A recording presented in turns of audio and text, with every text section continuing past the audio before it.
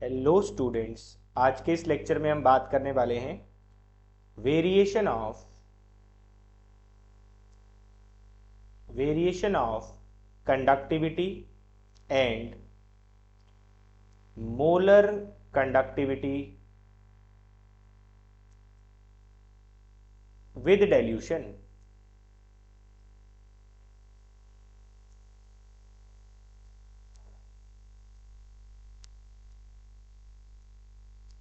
तो अगर आप किसी भी सॉल्यूशन को डाइल्यूट करते हैं, डाइल्यूट करने का मतलब है उसमें आप वाटर ऐड कर रहे हैं। अगर आप किसी भी सॉल्यूशन में वाटर ऐड करते हैं तो डाइल्यूशन के साथ कंडक्टिविटी पर क्या फर्क पड़ेगा, तो इसको जरा समझते हैं। तो आप जानते हैं व्हाट इज कंडक्टिविटी। आप जानते हैं conductivity is the conductance of unit volume of solution. Unit volume of solution. तो चलिए मान लीजिए कि आपके पास एक सॉल्यूशन है 1 मोल पर लीटर, यानी कि 1 मोल इलेक्ट्रोलाइट प्रेजेंट है। 1 mole electrolyte is present in 1 litre volume of solution. 1 litre volume of solution. अब आपने क्या किया, अब आपने इसके अंदर डिल्यूशन कर दिया। डिल्यूशन करने का मतलब है आपने इसके अंदर वाटर ऐड कर दिया। तो वाटर ऐड कर दिया, मान लीजिए पहले इसका वॉल्यूम 1 लीटर था, आपने इसके अंदर 1 लीटर पानी और ऐड कर दिया, 1 लीटर वाटर और ऐड कर दिया। तो अब टोटल वॉल्यूम ऑफ सॉल्यूशन कितना हो जाएगा? अब total volume of solution 2 litre हो चुका है। तो क्या आप उस 2 लीटर की कंडक्टेंस ली जाएगी? नहीं, क्योंकि conductivity is the conductance of unit volume of solution. Dilution कर कर आपने उसका वॉल्यूम बेशक 2 लीटर कर दिया है, बट आप 2 लीटर का कंडक्टेंस नहीं लेंगे, क्योंकि conductivity is the conductance of unit volume of solution. तो आप क्या करेंगे, आपके पास जो 2 लीटर का सॉल्यूशन है आप उसको अब गिराना शुरू करेंगे, क्योंकि आपको सिर्फ 1 लीटर चाहिए। तो जब आप उसको गिराना शुरू करेंगे तो पानी नीचे गिरेगा। पानी नीचे जा रहा है तो उसके साथ आयंस भी नीचे की तरफ जाएंगे, तो आयंस भी पानी के साथ नीचे गिरना शुरू हो जाएंगे। तो अब एक बात बताइए कि अगर आपने पानी गिराया तो उसके साथ आयंस भी गिरे, तो अब जो आपके पास यूनिट वॉल्यूम बचेगा, जो आपके पास 1 लीटर बचेगा, उसके अंदर आयंस कम होंगे या ज्यादा होंगे? क्योंकि आपने पानी गिरा दिया, पानी गिराया तो उसके साथ आयंस भी नीचे की तरफ गिरे होंगे। आयंस भी गिरे हैं तो नंबर ऑफ आयंस उस यूनिट वॉल्यूम के अंदर कम हो जाएंगे, तो कंडक्टिविटी भी कम हो जाएगी, क्योंकि conductivity is conductance. Conductivity is the conductance of unit volume of solution. फिर से देखते हैं एक बार, आपके पास एक सॉल्यूशन है जिसका वॉल्यूम 1 लीटर था। अब आपने क्या किया, उसको डाइल्यूट कर दिया। डाइल्यूट करने का मतलब मान लीजिए आपने उसमें 4 लीटर पानी डाल दिया। 4 लीटर पानी डालकर आपने उसको टोटल वॉल्यूम को 5 लीटर कर दिया है। तो क्या आप उस 5 लीटर के कंडक्टेंस को कंडक्टिविटी कहा जाएगा? नो, क्योंकि conductivity is the conductance of only unit volume of solution. तो आपके पास सिर्फ 1 लीटर ही होना चाहिए। तो आपके पास जो 5 लीटर का सॉल्यूशन बना है, अब आप उसको गिराना शुरू करेंगे। गिराएंगे तो 4 लीटर आपको गिराना है। जब आप वो 4 लीटर गिराएंगे तो उसके साथ आयंस भी तो नीचे की तरफ गिरेंगे। आपके पास सॉल्यूट तो 1 मोल ही था। अब जब आप उसको गिराना शुरू करेंगे तो आयंस भी नीचे की तरफ गिरेंगे। आयंस गिरेंगे तो उस 1 लीटर में जो आयंस बचेंगे वो पहले से कम हो जाएंगे, तो उनकी वजह से जो कंडक्टेंस होगी वो भी कम होगी। तो बहुत सिंपल सा लॉजिक है ये, क्योंकि जो कंडक्टिविटी होती है वो कंडक्टेंस होती है यूनिट वॉल्यूम सॉल्यूशन की। तो जैसे जैसे आप डाइल्यूशन करेंगे, with increase in dilution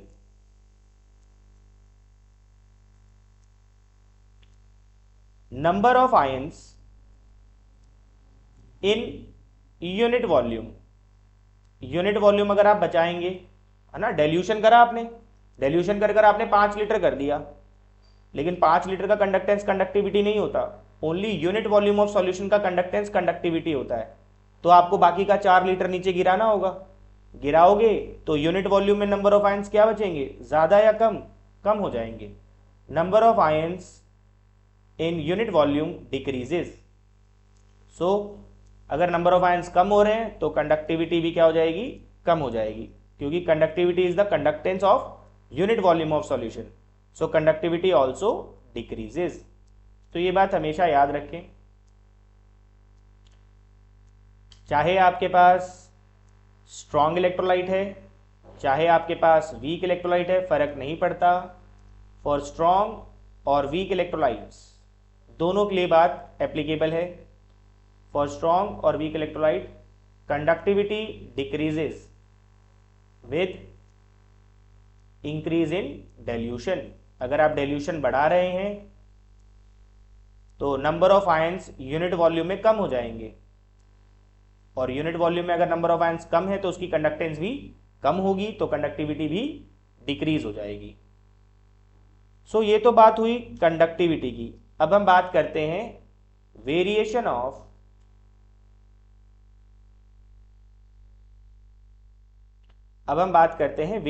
of molar conductance with concentration.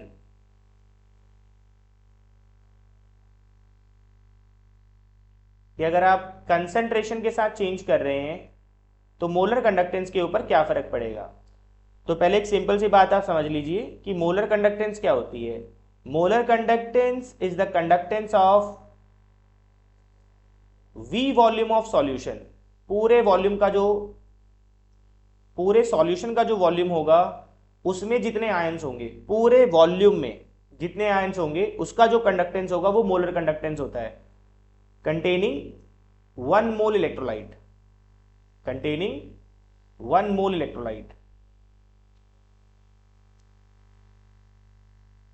Conductivity और मोलर कंडक्टिविटी में यही फर्क है कि कंडक्टिविटी यूनिट वॉल्यूम की ली जाती है और जो मोलर कंडक्टिविटी है वो कंप्लीट वॉल्यूम की ली जाती है। इस बात को आप समझिए, ठीक है। तो यहां पर मैं कुछ पहले बेसिक टर्म्स क्लियर कर दूं आप लोगों को। आप लोग जानते हैं कि कंसंट्रेशन मोलैरिटी होती है। In simple word concentration molarity होती है, और मोलैरिटी का फॉर्मूला होता है number of moles upon volume. तो अगर आप डेल्यूशन कर रहे हैं तो वॉल्यूम बढ़ेगा। अगर आप डेल्यूशन बढ़ा रहे हैं तो उसकी वजह से वॉल्यूम बढ़ेगा, और अगर वॉल्यूम बढ़ रहा है तो कंसंट्रेशन क्या हो रही है, कम हो रही है। इस बात को आप समझिए कि डेल्यूशन बढ़ाते हैं तो इसका मतलब है, डेल्यूशन बढ़ाने का मतलब है वॉल्यूम का बढ़ना, और वॉल्यूम बढ़ेगी तो कंसंट्रेशन क्या हो जाएगी, डिक्रीज हो जाएगी। तो जरा वेरिएशन को स्टडी करते हैं कि क्या वेरिएशन होगा, ठीक है। तो ये हमारे पास इसका ग्राफिकल रिप्रेजेंटेशन है।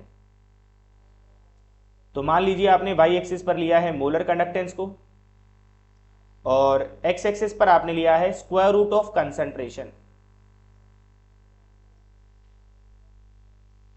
तो ठीक है, पहले हम बात करते हैं स्ट्रॉन्ग इलेक्ट्रोलाइट्स के बारे में। तो स्ट्रॉन्ग इलेक्ट्रोलाइट्स क्या होते हैं, जो कंप्लीटली आयोनाइज हो जाते हैं अगर उनको थोड़े से भी पानी में डिसॉल्व किया जाए। विच completely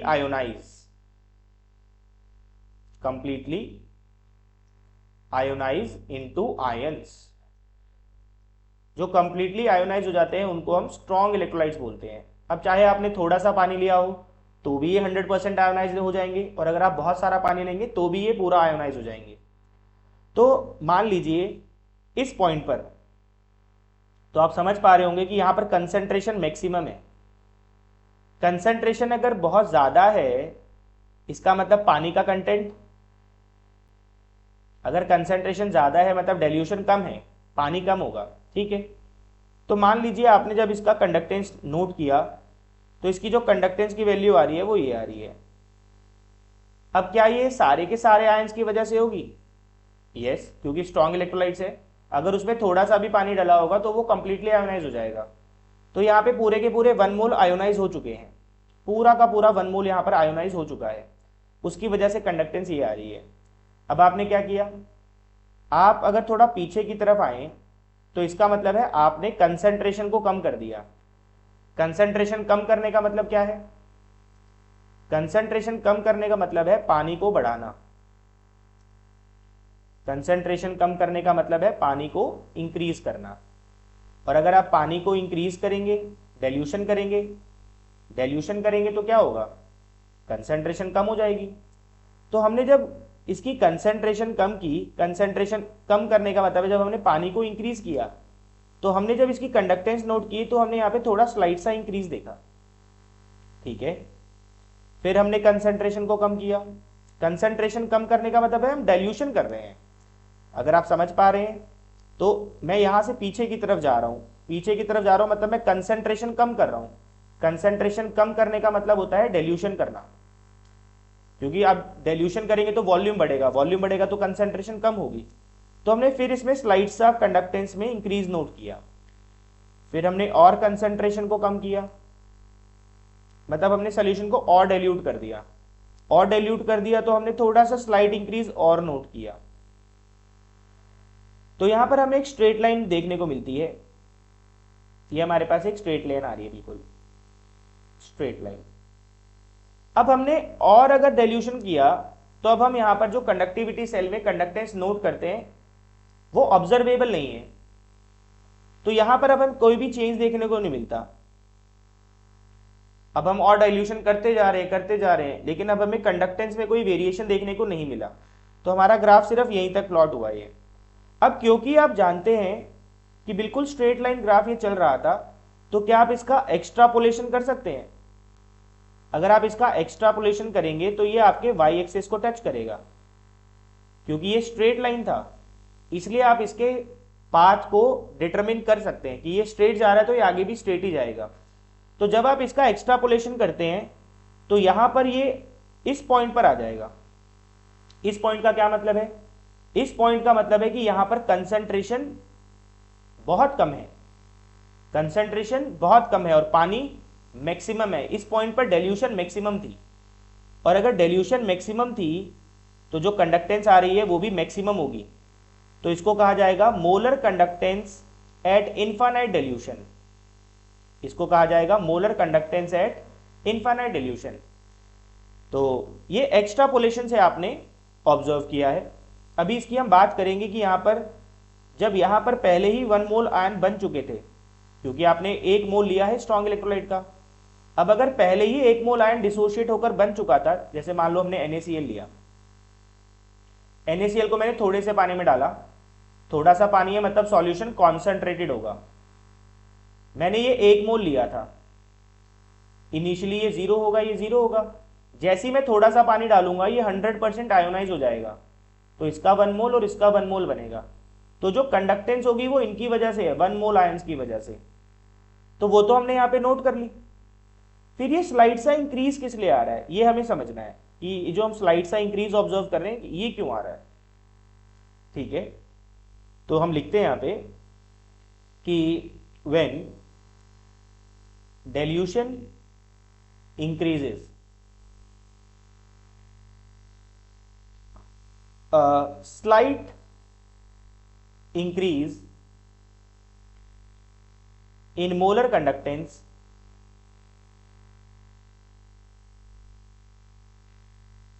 is due to decrease in frictional resistance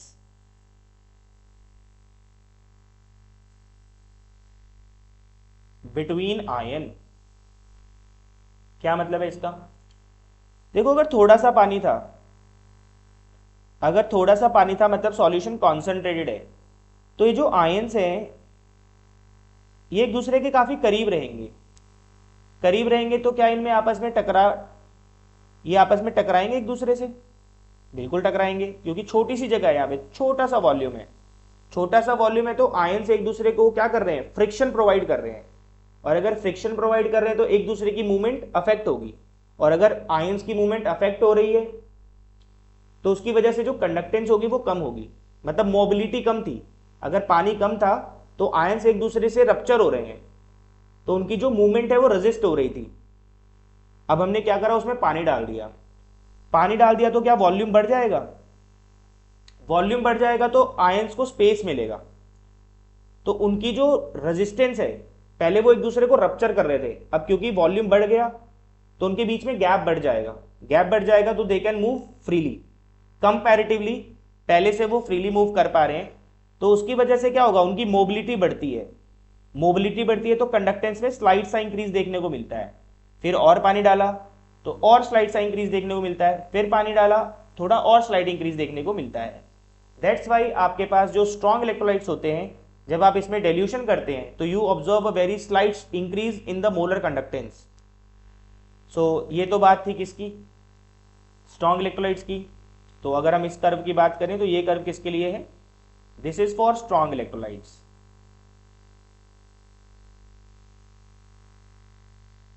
strong electrolytes का मोलर कंडक्टेंस आप एक्स्ट्रापोलेशन से निकाल सकते हैं एट इनफाइनाइट डिल्यूशन, कि जब मैक्सिमम डिल्यूशन होगा, जब मैक्सिमम पानी होगा, क्योंकि एक्सपेरिमेंटली इसके बाद रीडिंग नहीं आता है, तो हम ग्राफ को एक्स्ट्रापोलेट करते हैं जो कि वर्टिकली वाई एक्सिस को कट करता है।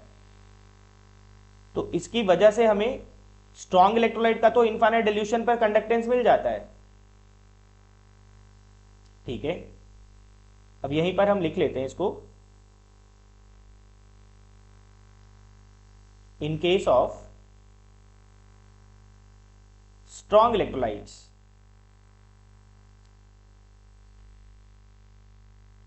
molar conductance at infinite dilution can be obtained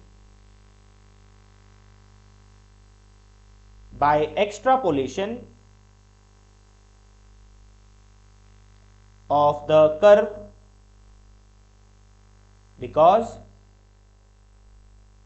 it is a straight line.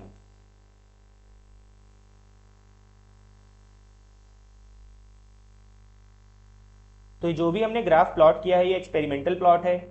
हमने डिफरेंट कंसंट्रेशन पर कंडक्टिविटी को नोट किया, कंडक्टेंस को नोट किया, उसको यहाँ पे हमने इसको प्लॉट किया है। इस पॉइंट के बाद हमें जो हमारा कंडक्टिविटी सेल है वो रीडिंग नहीं दे रहा था, तो इसके बाद हम प्लॉट नहीं कर पा रहे थे। तो क्या हम इसकी मैक्सिमम डिल्यूशन पर कैलकुलेट कर पाते, क्योंकि इसके बाद तो सॉल्यूशन ने रीडिंग देना बंद कर दिया था कंडक्टिविटी सेल ने। तो हमने ग्राफ को यहां से एक्स्ट्रापोलेट कर दिया, जिसकी वजह से हमें मैक्सिमम डिल्यूशन पर मोलर कंडक्टेंस मिल चुकी है। अब यही चीज हम प्लॉट करते हैं किसके लिए, यही हम प्लॉट करते हैं वीक इलेक्ट्रोलाइट्स के लिए। अब आप जानते हैं कि वीक इलेक्ट्रोलाइट्स क्या होते हैं। वीक इलेक्ट्रोलाइट्स वो होते हैं जो कंप्लीटली आयोनाइज नहीं होते। Weak electrolytes do not ionize completely, do not ionize completely into ions.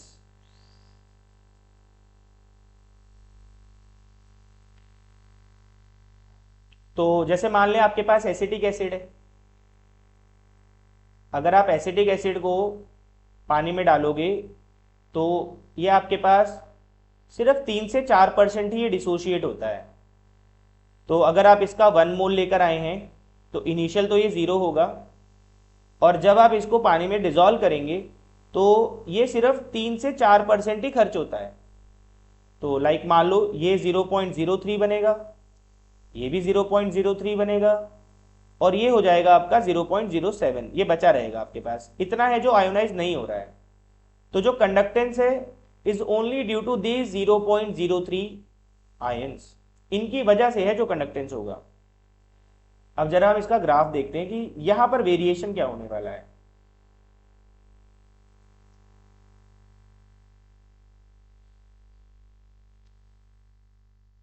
तो ये है आपके पास मोलर कंडक्टेंस और ये है आपके पास कंसंट्रेशन।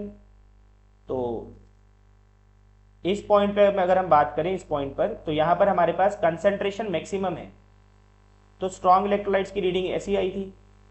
फिर हमने थोड़ा थोड़ा पानी बढ़ाया तो उनके बीच में फ्रिक्शन कम हुआ, आयंस के बीच में फ्रिक्शन कम हुआ, तो हमें एक स्लाइड सा इंक्रीज देखने को मिलता है। तो ये आपके पास प्लॉट आ रहा है स्ट्रॉन्ग इलेक्ट्रोलाइट्स का। फिर क्योंकि हम इसके बाद हमारे पास रीडिंग्स नहीं आ रही थी, तो हमने ग्राफ को क्या कर दिया, एक्स्ट्रापोलेट कर दिया। तो ये हमारे वाई एक्सिस को टच करता है, जिसको कहा जाता है molar conductance at infinite dilution. तो ये इसकी मैक्सिमम कंडक्टेंस है। अब हमने वीक इलेक्ट्रोलाइट्स के लिए किया, तो वीक इलेक्ट्रोलाइट्स के केस में जब हमने कंसंट्रेशन को मैक्सिमम रखा, कंसंट्रेशन ज्यादा है मतलब पानी कम है, यहाँ पे कंसंट्रेशन ज्यादा है तो पानी कम होगा। तो मान लीजिए ये कंडक्टेंस आ रही है, अब आपने इसमें पानी डाल दिया, डेल्यूशन कर दिया, डेल्यूशन करा तो फिर हमने इसकी रीडिंग नोट करी, तो हमारे पास कुछ ऐसी रीडिंग आ रही है। फिर हमने और कंसंट्रेशन को कम किया, कंसंट्रेशन कम करने का मतलब है पानी को बढ़ाना, तो हम पानी बढ़ाते जा रहे हैं, तो ये रीडिंग आई हमारे पास। तो यहां पर हमें बड़ा शार्प इंक्रीज देखने को मिलता है, यहां पर हमें बड़ा शार्प इंक्रीज देखने को मिलता है। तो why there is sharp increase in molar conductance in case of weak electrolytes. तो ऊपर वाली कर्व जो है वो किसके लिए है, स्ट्रॉन्ग इलेक्ट्रोलाइट्स के लिए है, और नीचे वाली कर्व है जो वो वीक इलेक्ट्रोलाइट्स के लिए है। अगेन इसके बाद हमारे पास प्लॉट आना बंद हो गया, क्योंकि जो सॉल्यूशन है अब वो बहुत ज्यादा डिल्यूट हो चुका है, तो कंडक्टिविटी सेल ने कंडक्टेंस देना बंद कर दिया है। जो स्लाइड सा इंक्रीज हो रहा है वो अब यहाँ पे ऑब्जर्वेबल नहीं है, तो ये इसके बाद रीडिंग कांस्टेंट हो गई थी, तो इसके बाद हम प्लॉट नहीं कर पा रहे हैं। ठीक है, अब क्या होगा, पहली बात ये इतना शार्प इंक्रीज क्यों आ रहा है, तो आपने पढ़ा होगा Ostwald dilution law. Ostwald dilution law equilibrium में पढ़ते हैं +1 में फॉर वीक इलेक्ट्रोलाइट्स। तो अब इसकी तो ज्यादा बात नहीं करेंगे, यहां पे हम सीधा फॉर्मूला लिखेंगे, अल्फा किसके बराबर होता है, √KA/C। अगर आप कंसंट्रेशन कम कर रहे हैं, डिल्यूशन कर रहे हैं हम यहाँ पे, डिल्यूशन करने का मतलब क्या होता है, डिल्यूशन करने का मतलब होता है कंसंट्रेशन को कम करना। अगर आप कंसंट्रेशन को कम करेंगे, कंसंट्रेशन को कम करेंगे तो डिग्री ऑफ डिसोसिएशन बढ़ेगा, अल्फा बढ़ेगा। तो अगर अल्फा बढ़ेगा, डिल्यूशन बढ़ाने पर अल्फा बढ़ेगा, अल्फा मतलब डिग्री ऑफ डिसोसिएशन, तो नंबर ऑफ आयन ज्यादा बनेंगे, मतलब डिसोसिएशन बढ़ रही है, अगर डिसोसिएशन बढ़ रही है तो नंबर ऑफ आयन ज्यादा बनेंगे, और अगर नंबर ऑफ आयन ज्यादा बनेंगे तो उसकी वजह से कंडक्टेंस में इंक्रीज भी शार्प आएगा। जैसे अभी ये 0.07 बचा ही हुआ था, अगर आप पानी बढ़ाएंगे तो ये और ज्यादा आयोनाइज होगा, और ज्यादा आयन बनाएगा, और अगर और ज्यादा आयन बनाएगा तो उसकी वजह से नंबर ऑफ आयन्स बढ़ेंगे, नंबर ऑफ आयन्स बढ़ेंगे तो मोलर कंडक्टेंस भी बढ़ेगी। तो यही रीजन था कि आपके पास जो स्ट्रॉन्ग इलेक्ट्रोलाइट्स हैं उसमें बड़ा स्लाइट इंक्रीज आता है, और जो आपके वीक इलेक्ट्रोलाइट है उसमें एक शार्प इंक्रीज आता है, क्योंकि उसमें जो नंबर ऑफ आयन्स है वो तो कांस्टेंट है स्ट्रॉन्ग इलेक्ट्रोलाइट्स में। वहां पे जो स्लाइड सा इंक्रीज आ रहा है वो फ्रिक्शन कम हो रही है, इस वजह से फ्रिक्शन कम हो रहा है बिटवीन द आयन्स, क्योंकि पानी बढ़ा रहे हैं तो फ्रिक्शन कम हो रहा है, तो उसकी वजह से क्या हो रहा है, मोबिलिटी बढ़ रही है। लेकिन वीक इलेक्ट्रोलाइट के केस में क्या हो रहा है, नंबर ऑफ आयन्स बढ़ते हैं इन सॉल्यूशन, तो उसकी वजह से कंडक्टेंस में शार्प इंक्रीज देखने को मिलता है। तो यहीं पे लिख लेते हैं इस बात को हम कि there is sharp increase, there is sharp increase in molar conductance in case of weak electrolyte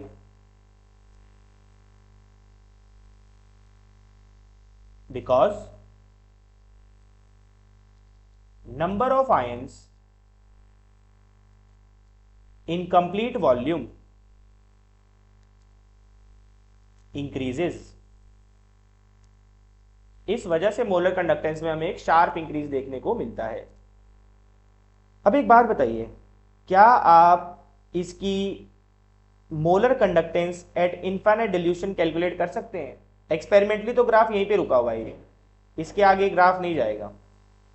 क्या आप इसको एक्स्ट्रापोलेट कर सकते हैं? तो नो, आप इसको एक्स्ट्रापोलेट नहीं कर सकते, क्योंकि ये कर्वी पाथ है। अब कर्वी पाथ है तो यहां से ये ऐसे भी जा सकता है, यहां से ये ऐसे भी जा सकता है, यहां से ये ऐसे भी जा सकता है, तो इसका पाथ क्या होने वाला है वो आप नहीं बता सकते। तो इसका मतलब आप इसका एक्स्ट्रापोलेशन नहीं कर पाएंगे, और अगर एक्स्ट्रापोलेशन नहीं होगा तो ये वाई एक्सिस को टच नहीं करेगा, as the graph is curve, so we cannot extrapolate it, क्योंकि कर्व है तो हम नहीं जानते कि ये अब एक्स्ट्रापोलेट होगा तो इसका आगे नेचर क्या रहने वाला है, ये कहाँ जाने वाला है, तो आप इसको एक्स्ट्रापोलेट नहीं कर पाएंगे। So it does not cut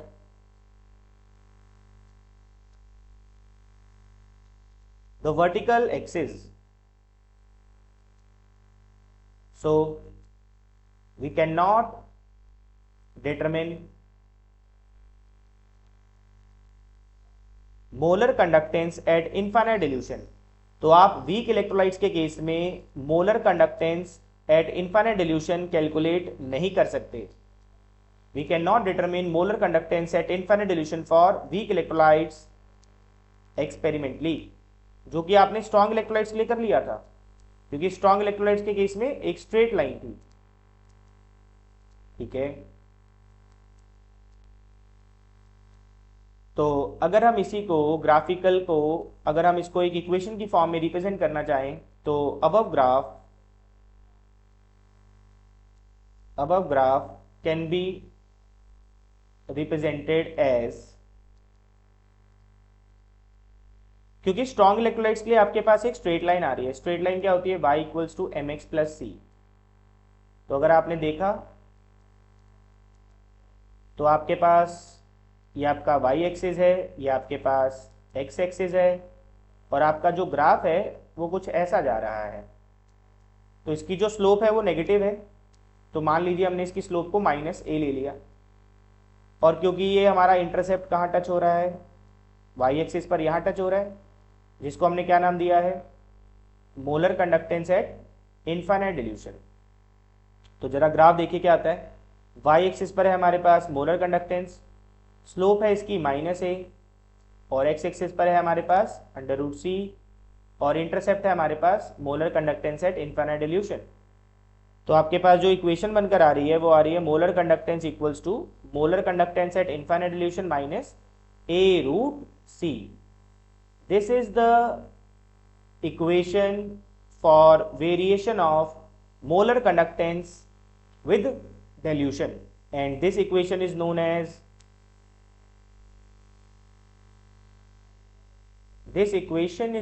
as Debye-Huckel-Onsager equation।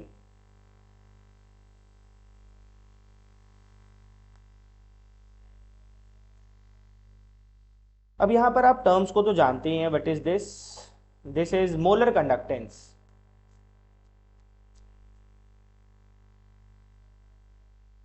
And this is molar conductance at infinite dilution, जो कि स्ट्रॉन्ग इलेक्ट्रोलाइट्स के लिए तो एक्सपेरिमेंटली कैलकुलेट किया जाता है, लेकिन वीक इलेक्ट्रोलाइट्स के लिए आप इसको एक्सपेरिमेंटली कैलकुलेट नहीं कर सकते, क्योंकि ग्राफ आप एक्स्ट्रापोलेट नहीं कर पाएंगे। What is C? C is concentration, and what is A? A is constant। तो अगर हम A की बात करें तो A किसके ऊपर डिपेंड करता है, तो A डिपेंड्स अपॉन, फर्स्ट है नेचर ऑफ इलेक्ट्रोलाइट। A की वैल्यू डिपेंड करती है नेचर ऑफ इलेक्ट्रोलाइट के ऊपर।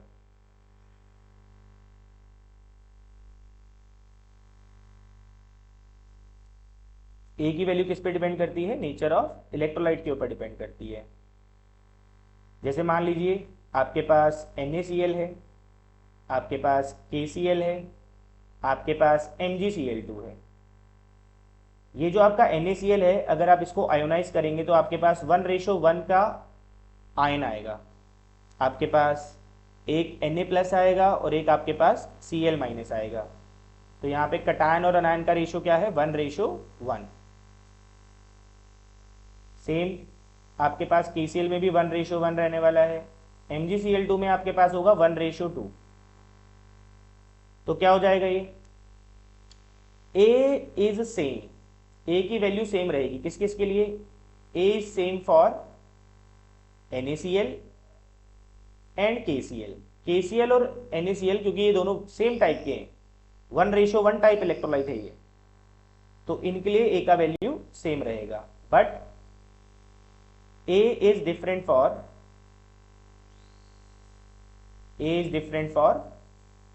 NaCl and MgCl2, क्योंकि ये दोनों इलेक्ट्रोलाइट्स अलग हैं,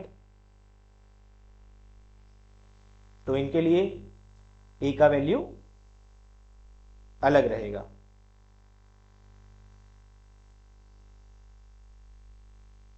और A किस पे डिपेंड करता है?